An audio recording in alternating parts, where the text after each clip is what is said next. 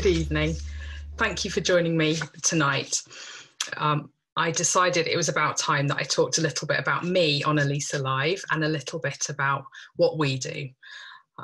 We'll follow the usual format, so if you've got any questions, please pop them in the comments below and I'll try and answer them at the end if I can sort out the comments and all the technology streaming. We'll see how it goes.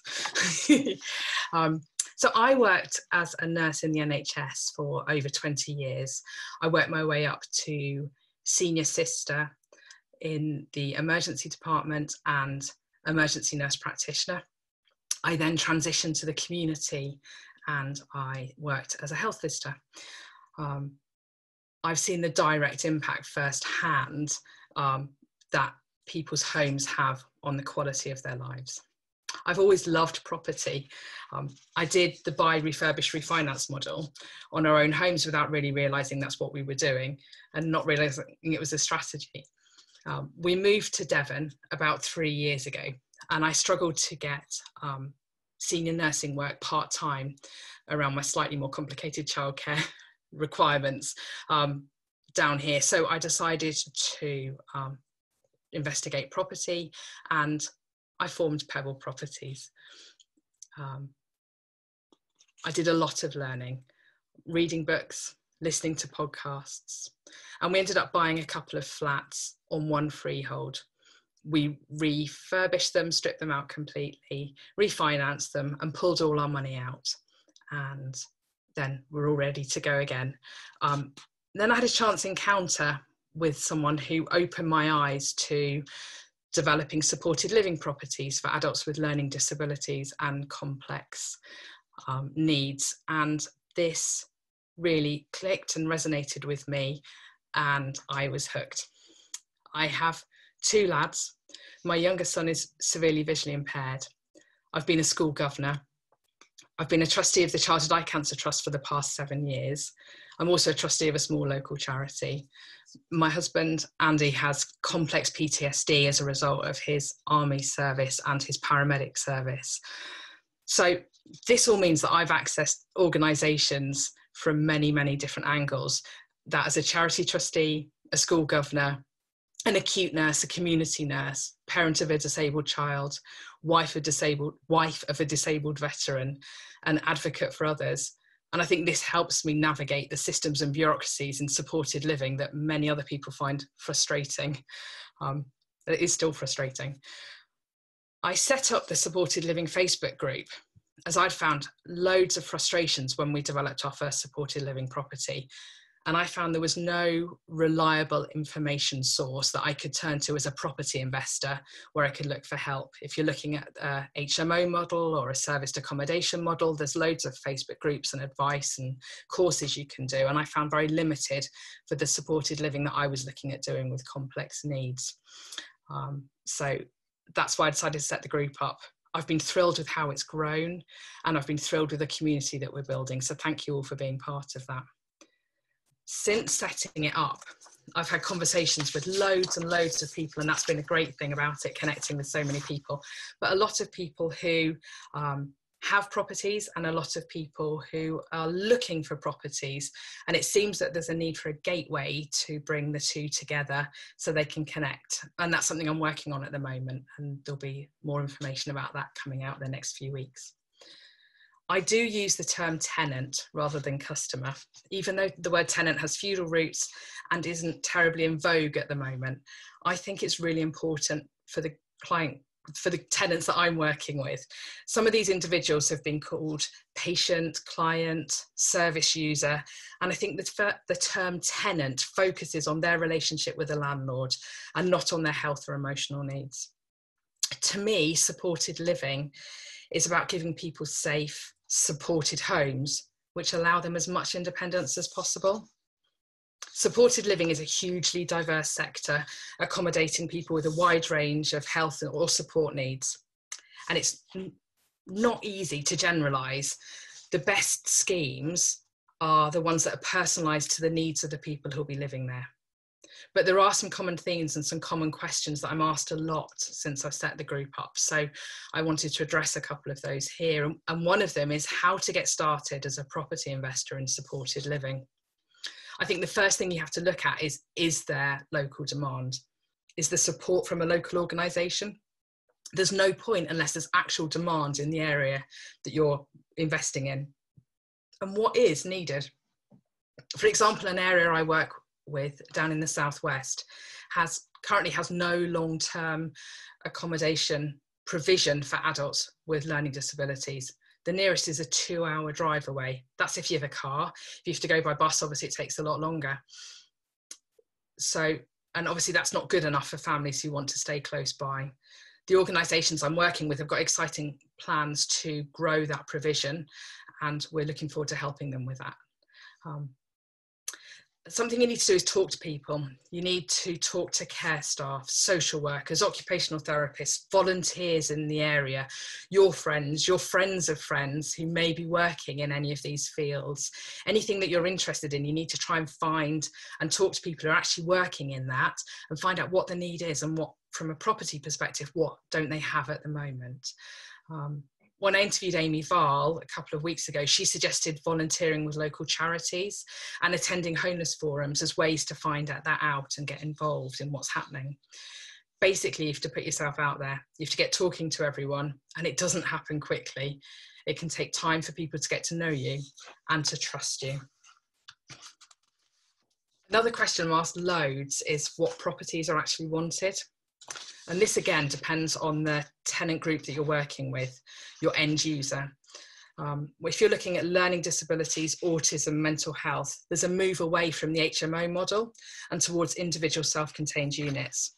If this is to be a home for life, then compatibility issues will still occur, as they do in any HMO, and careful matching is required to make a home safe and a comfortable place for them to live.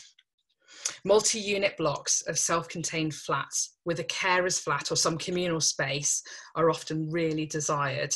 And this is a model that we're working on developing in a couple of areas at the moment. Obviously, the larger the block, the more lucrative it is for the property investor.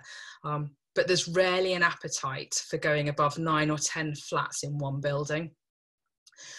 In fact, there's some CQC guidance around keeping the numbers lower than that even, that's just coming out. The move away from old-fashioned institutional care means that people are focused on making accommodation for learning disabled and mental health, especially part of the community, and so smaller numbers fit this better. For some transition models, like short-term accommodation for care leavers, they may want HMOs, or for emergency accommodation, they may be happier with larger numbers in one place. So there's different models that fit different places. It depends, as I said before, if this is to be a home for life or a transition home while someone is supported, given short-term intervention to help them live more independently. Normally, parking is a requirement. Outside space is often wanted. That can be communal outside space, and near transport links. We found that when you're looking at location, there's a sweet spot for when we're particularly looking for our learning disabled residents, tenants. We're looking to find that sweet spot between a really affluent, peaceful area where the neighbours sadly may mount a hate campaign, and I know that has happened in several areas, to rough areas where it may be unsafe for people to go out. It also needs to be near local facilities and amenities, so people can walk to a shop, they can get on a bus, they can go somewhere for coffee or to meet friends. If you are doing an HMO, there may be a need for some extra communal space. Maybe don't add that ensuite to the downstairs reception room, because that room might be needed as a breakout space or as a sensory room.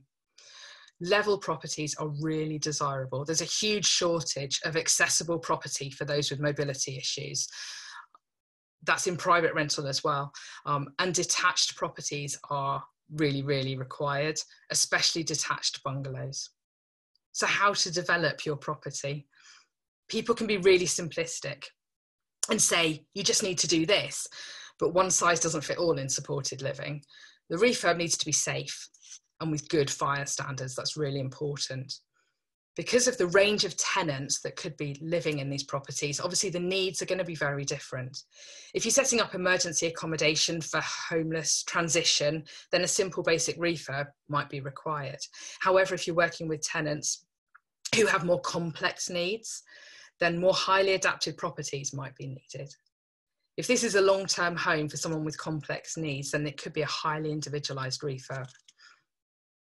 Ideally, you want to work with your local care team or housing association to make sure your property is adapted to suit the needs of your clients. As Russ Crabtree said, getting these groups involved early in your refurb or build can save a lot of time, grief and money. When I interviewed Russ a couple of weeks ago. You can also access grants sometimes when you're developing properties in supported living. There's the Disabled Facilities Grant, which is paid directly to a builder and can be used if you're doing a refurbishment for a named individual. Capital grants are also available. They're not easy to access and they have to be applied for by a registered provider of housing. Also, charitable grants are available. Local charities and trusts may support with setup costs, but these are harder for a property investor to apply for. They might be easier for a charity you're working with to apply for. I want to talk a bit about a refurbishment that we did of a property. I'm just going to go to screen share.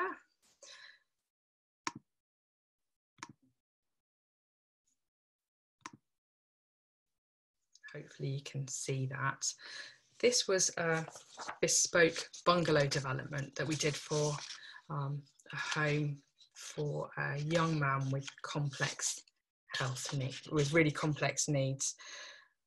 We were approached to develop this specifically for this young man. This was originally a 2-bed probate property with an integrated garage. You can see where the door is at the front. That was a garage space. It was very dated and very tired.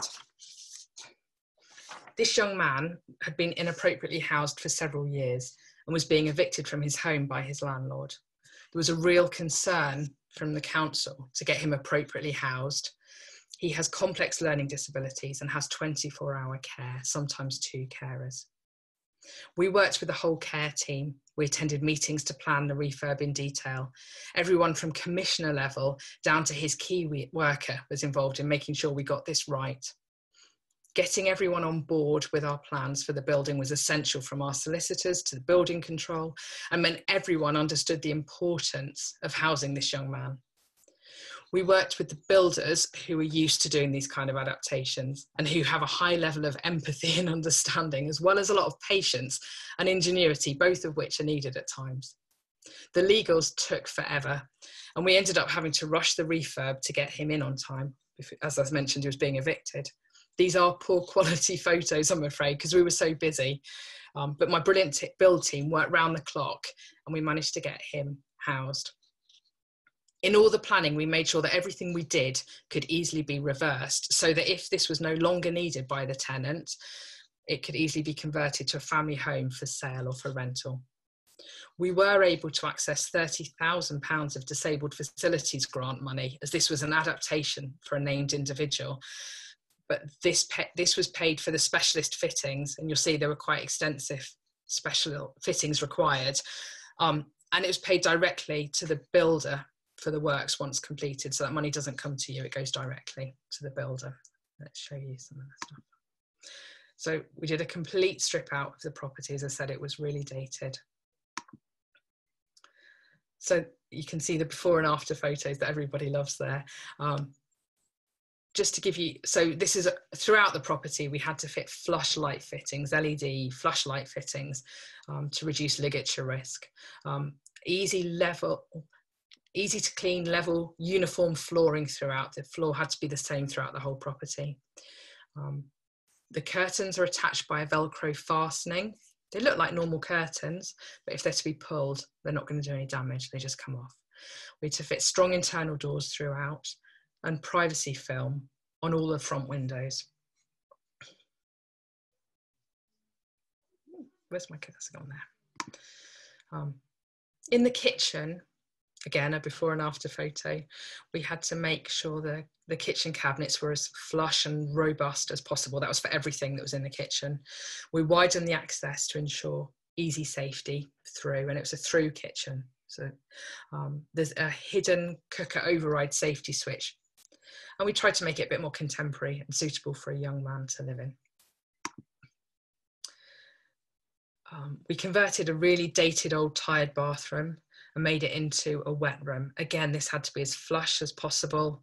And we tried really hard to avoid an institutional feel whilst maintaining his safety. This wasn't easy at all because the flooring that was needed and specified by the care team is like a hospital flooring, but it was green. So we put green grout in the tiles, which you can't really see there, but it does look quite funky. And there was a specialist toilet required that had this integrated toilet seat, and the one that was specified was metal and looked just like a prison toilet, and we managed to find a white one. So it was all about trying to avoid that institutional feel and make it feel more like a home. Flush fittings and a sensor tap.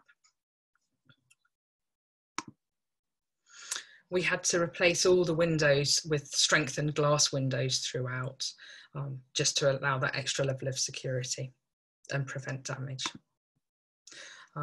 We created a carer's suite. So we converted that integrated garage into a carer's room with individual access for the carer to be able to come and go without necessarily having to invade the tenant's privacy. But there is also access through from the carer's suite into the main rest of the building. This had their own toilet and basin, a space for sleeping in, a small office area, and a secure door with a lock, so it's a safe place to retreat to. We created a sensory room. We painted 2 walls in the building this green, so it creates a green screen, which is they use a projection app for calming and for sensory time, and so just literally painting it green, the right shade of green, in 2 rooms allowed for that. And as you can see, they're very minimal fittings and furniture. The radiator covers were a tale. We were told that the radiators needed covering. They were a trigger point and potential for anxiety to be focused on. And he had in the past pulled lots of radiators off the wall. So our builder went ahead and ordered the radiator covers you can see on the left with the linear stripes. When they arrived, you can see actually they're not quite flimsy and not robust enough. So a bit of an emergency meeting with everyone on site, and our brilliant builder and joiner managed to come up with actually just creating their own bespoke radiator covers, thick, solid MDF with drilled holes throughout the front to allow the heat out, not large enough to get a finger in, and once painted were completely smooth, so there was no access, no ability to grab or shake or dislodge this radiator cover at all. They managed to do that. This all happened within 48 hours before he moved in, so we had joiners literally working round the clock making radiator covers for every single radiator in the building, but they managed it and they were brilliant. So that's again it from the outside. The difficulties we had with this property were that we got the surveyor downvalued it. We lost the appeal, even though we had really good local comparables. And this is where the challenge of financing your supported living properties really comes to the fore, because this young man was classed as a vulnerable tenant. So we had limited financing products that we could go to, and the other options all used the same surveying panel. So we were stuck with that valuation. We basically had to accept that down valuation, which was really frustrating. This means that we've left more money in the deal than we'd planned. But we do get £1,300 a month rent, when the market rent for that area would probably be about 900. We have a hands-off investment. Now it's all set up. There's nothing that we have to do. And on a 5-year lease. And we probably have a tenant for life. The local council used this property as an example of collaborative working, and we're really thrilled with it. A real highlight for me was meeting his mum and her crying with happiness, saying she never thought a son would have somewhere like that to live. That was just brilliant. And the other great thing was that when the tenant moved in, he's not good with change and transition, and the care team expected him to be anxious and unsettled for quite a while, but we heard he'd settled really quickly, and he was reported to be happy in his new home. So that was absolutely brilliant to hear those things. I'm going to stop the share now and I'll have a look and see if there's any questions in the group. So let me have a look and see if we've got anything. Lots of comments, so thank you everybody. How do you find homeless charities to work with? I think, as I mentioned that really, looking at homeless forums, volunteering, and I think listening to Amy's and Lee's talks that I've done will probably give you some guidance there, really.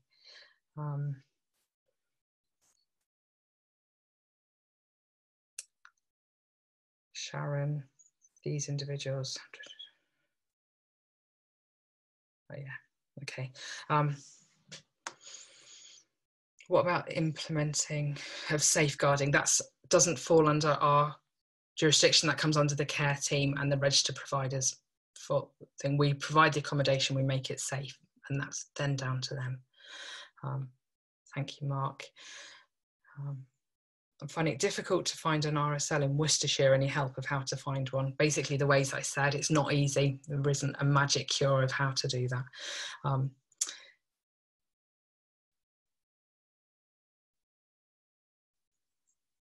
Was this good practice shared with the local authority? It was the local authority who were really pleased with it, Sharon, so they were the ones who were talking about it. Yeah, so it was a really inspiring, good thing to be involved in. I love being part of that team. It sort of used my nurse brain and my property brain, and I love the way they combine in doing these properties.